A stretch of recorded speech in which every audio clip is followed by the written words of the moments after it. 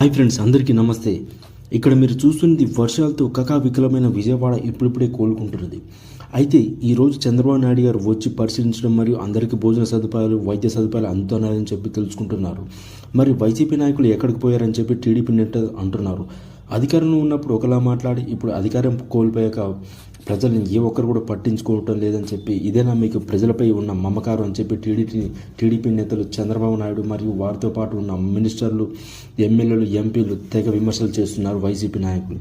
ఆ వైసీపీ అధికారంలో ఉన్నప్పుడు ప్రజల కోసం మేము పరిపాలన చేస్తామని చెప్పి అన్నారు. ఇప్పుడు వర్షాలతో, అకాల వర్షాలతో ఆస్తి నష్టం, ప్రాణ నష్టం అన్నీ జరుగుతున్న తరుణంలో టీడీపీ అధికారంలో ఉంది కాబట్టి వారు ప్రతి ఒక్కరు కూడా సదుపాయం చేయాలని చెప్పి చూస్తున్నారు. మరి వైసీపీ నాయకులు మీరు కూడా మొన్నటి వరకు అధికారంలో ఉన్నారు కదా, ఇప్పుడు అధికారం కోల్పోయారు. మరి తర్వాత మీరు కూడా ప్రజలపై ఒక అవగాహన, ఒక పద్ధతి అనేది ఉంటుంది కదా, మీరు కూడా ఏదో ఒక సహాయం చేయొచ్చు కదా అని చెప్పేసి